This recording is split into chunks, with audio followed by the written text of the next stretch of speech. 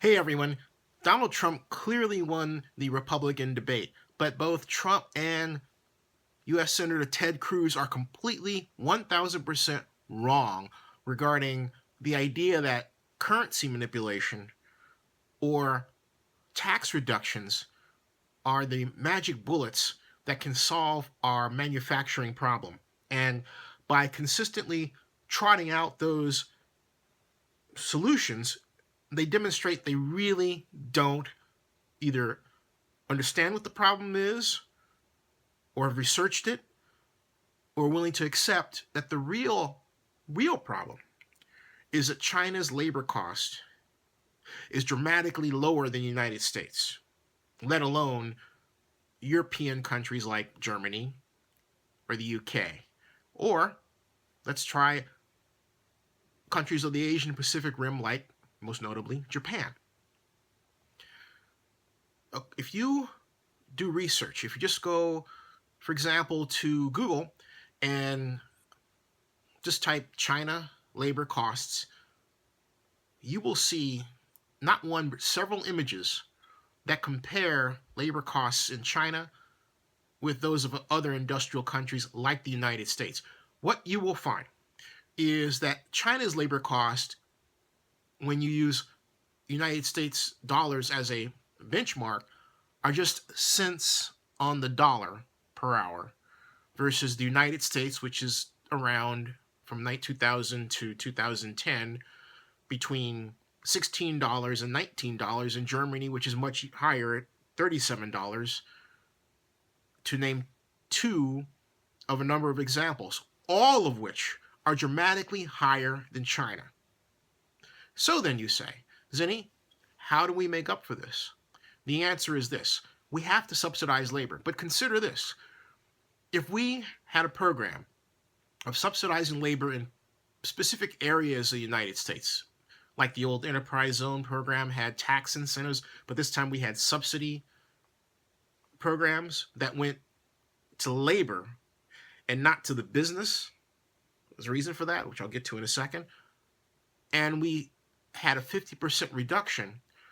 It would put, for those companies that were hiring labor in those areas around the United States, if you just take those areas and compare them as a group to their European counterparts, they would be at 50% lower labor costs than our European counterparts. In fact, they would be the lowest among the the G8 countries by far, with the exception of China, which is not part of the G8. But my point is that, or is it? No, it is part of the G8. I digress. My point is that we have to subsidize labor, and currency manipulation is not going to get us the dramatic reduction in labor costs we need to be competitive on a world stage. That's really the problem. But there are people who are so stuck in either being, well, in this case, being conservative as opposed to liberal, that they don't want to think in terms of just simple policy design. And why do I make that distinction? Because, for example, President Nixon had the idea for a policy called the Guaranteed Minimum Standard of Income. That is, if you or I fell below this minimum standard of income, this predetermined minimum, this was back in 1972, the government, let's say you were here, okay? Let's say this is the minimum and you fell here. The government would subsidize you so that you were here.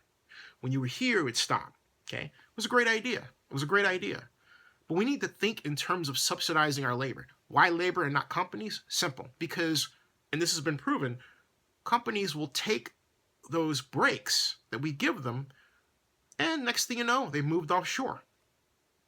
So you say to a company, we will give you, as a company, a subsidy of X for establishing a manufacturing plant in the United States. So it takes that subsidy and then it establishes the savings to build a new plant overseas because it still is enjoying lower labor costs there. And then, so basically we've helped them save money to then invest in plants overseas. But if we give that money to people, okay, yeah, sure, the company enjoys a savings, but only for as long as it employs people in the United States. It's not to the company, it's to the people. It is a huge, huge difference. So the idea is, okay, the company pays you, let's say, $20 an hour. The subsidy to you is $10 an hour, but it's paid through the company. The company must pass through that to you as a person. The company must give you, when it takes its subsidy, it must take its subsidy and basically half that. So it'll say, okay, we're giving you company X $10 that goes to you, Jane Doe.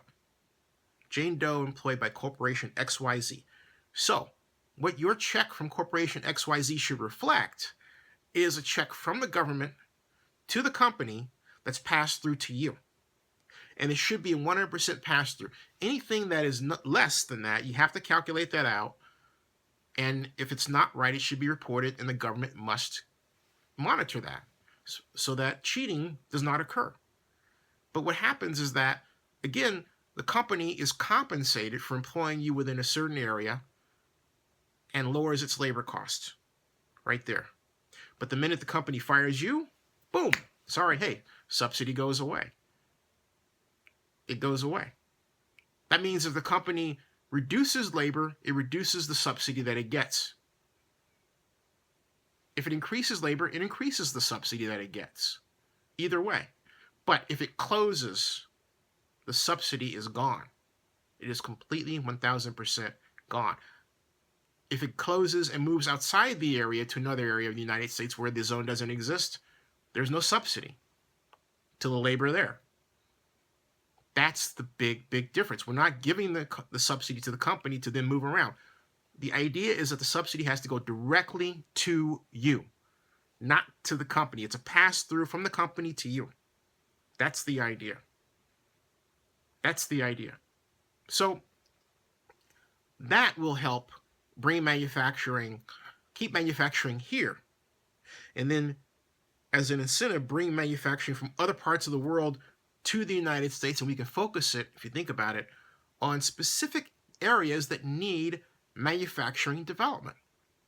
That's the kind of solution we need, not what they're proposing. What they're proposing, it won't work.